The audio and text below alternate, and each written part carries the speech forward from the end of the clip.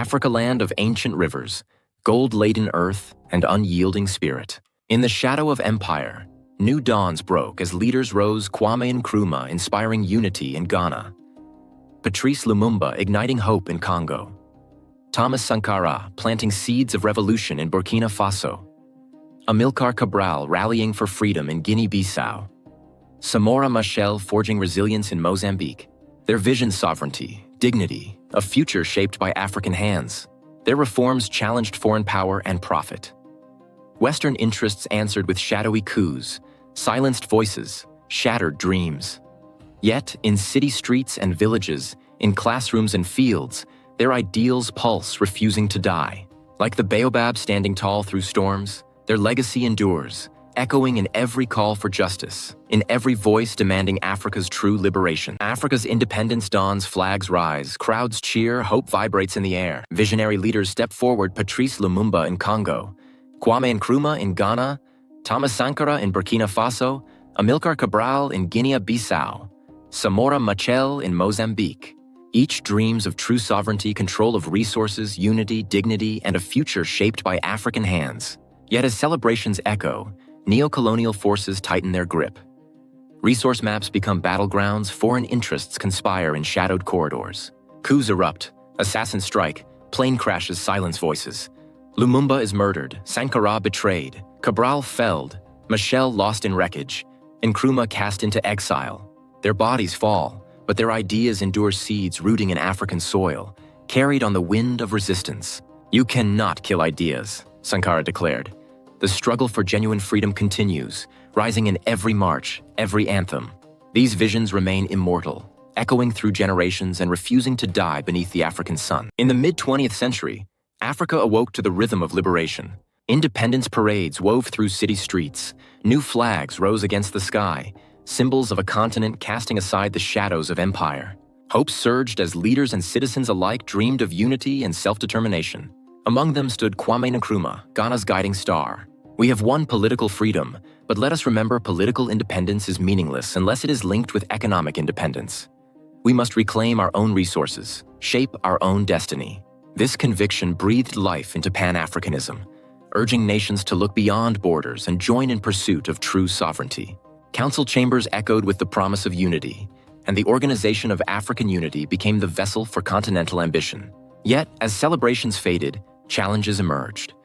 Former colonial powers and Cold War giants maneuvered to keep Africa dependent, courting elites and shaping economic agreements for their own advantage.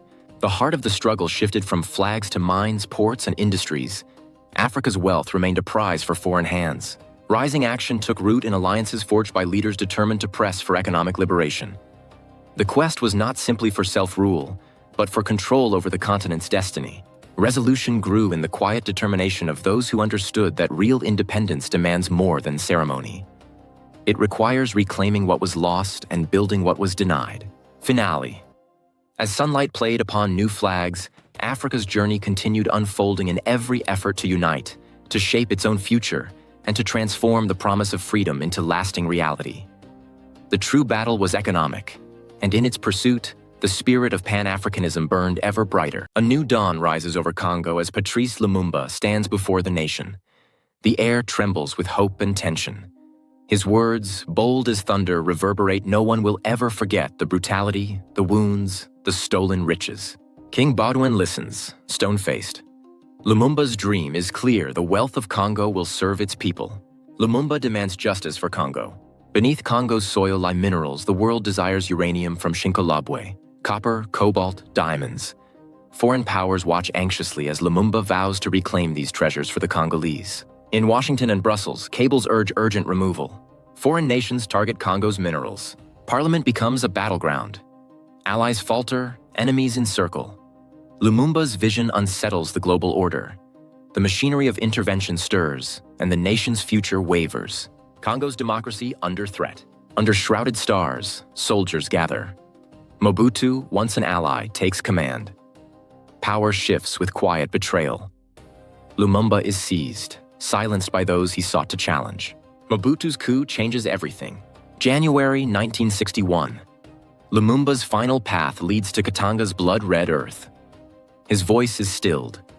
World headlines echo with regret, while Congo's minerals still flow outward. Lumumba pays the ultimate price, yet Lumumba's legacy endures etched in walls, sung in streets, held in hearts. History will have its say. Congo continues the struggle for sovereignty and justice, remembering the martyr who dreamed for all. His vision lives on in Congo. Subscribe for more stories from Congo's past and join us for the next episode. Stay tuned as we explore Congo's journey, its challenges, and the voices that shaped a nation. Join us in the next episode for a deeper look at how Congo's spirit survived and transformed through history. In the shimmering heat of West Africa, a new dawn rises over a land once called Upper Volta. Thomas Sankara, soldier-poet, steps forward, his eyes bright with conviction. At the nation's rebirth, he lifts the new flag red, green, gold Burkina Faso land of upright people. A modest Renault 5 leads his convoy. Sometimes Sankara pedals a simple bicycle. He refuses luxury, slashes his own salary, and bans his portrait from offices. His power lies in principle, not gold. Change spreads swift as the Harmattan wind. In clinics, nurses wield vaccines, shielding 2 million children from disease. In sunlit classrooms, chalk dust swirls as literacy blossoms. Across arid plains, villagers dig, planting 10 million trees to anchor the earth. His revolution centers women. In cabinet meetings and village courts, women find their voice and power. Forced marriage falls. Female genital mutilation is outlawed. Markets fill with local cotton and handmade tools overlaying the hope, vaccines, literacy, reforestation, women's rights. Foreign financiers beckon, but Sankara stands firm. He tells the world, "He who feeds you controls you." Debt, he declares, is another chain Burkina Faso will forge its strength through self-reliance, not borrowed aid, but shadows gather. October 15, 1987. Boots thunder down government halls, papers whirl, gunfire cracks. An empty chair bears the nameplate President Sankara silenced by a coup led by his former comrade, Blaise Compaoré. Headlines mourn lost dreams. Foreign delegations return, hands clasped in cautious agreement. Revolution interrupted, the screens proclaim. Yet Sankara's spirit endures. On city streets, young voices paint murals, chanting his name. In classrooms, his words echo. His vision, dignity, justice, self-reliance still stirs hearts. He who feeds you controls you. Across 20th century Africa, a pattern emerges. Leaders rise brilliant, determined, driven by visions of justice and sovereignty. Amilcar Cabral, architect of Guinea-Bissau's liberation, built a movement from the villages up. Months before independence, he was shot by his own ranks, insiders influenced by shadows beyond the border. Samora Machel, Mozambique's resolute president, defied apartheid's reach. In 1986, his aircraft fell from the sky. South Africa's later inquiry uncovered a false beacon sabotage woven into the night. Kwame Nkrumah, Ghana's first leader, championed African unity. While abroad, a coup displaced him. Economic pressure, covert channels, media storms all played their part. Factories stalled, ports emptied, clinics and classrooms lost resources and hope. The cycle repeats: infiltrate, destabilize, remove, reverse. Movements fractured from within. Debt weaponized. Media and markets bent to external will. Policy, once rooted in self-determination, recast to favor outside interests. Scenes shift: students in bare classrooms, nurses counting dwindling supplies, families facing closed gates. Yet memory endures. In archives, young activists digitize histories, seeking lessons in each document scanned. The playbook is not fate. The next generation examines the record, forging new paths beyond old patterns. Across Africa, the legacy of visionaries like Patrice Lumumba and Thomas Sankara endures. Their voices echoed the promise of dignity, unity, and true independence. Though their lives were cut short, their ideas persist, woven into the fabric of a continent still striving for self-determination. Today, new generations confront challenges that carry the weight of history. Trade imbalances, debt traps, and external interference reshape the path to sovereignty. In youth forums and crowded workshops, the search for solutions continues. Activists audit policies and demand transparency, determined to challenge systems that favor global interests over local futures. Grassroots innovation flourishes in community cooperatives, local manufacturing, and technology hubs. Across villages and cities, neighbors unite building solar microgrids, launching agro-processing ventures, and sharing knowledge. These acts of solidarity transform aspirations into tangible progress, reinforcing the movement for enduring change. Murals of fallen leaders fade into the faces of those carrying the torch today. The struggle for justice and autonomy persists not only in protest, but in creation, accountability, and everyday resilience. While revolutionaries as individuals can be murdered, you cannot kill ideas. The fight continues. Audit history. Challenge unfair systems. Shape solutions in your community. Join the movement, subscribe, share, and let your voice be heard.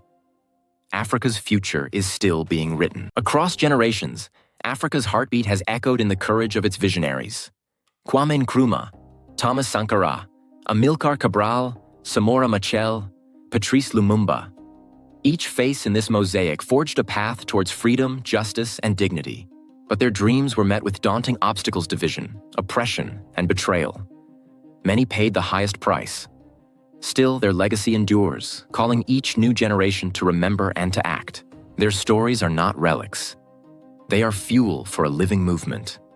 When we speak their names, share their visions, and pass their words from hand to hand, we breathe new life into the cause of liberation. Today, you are called to honor these heroes not with silence, but with action. Share this story.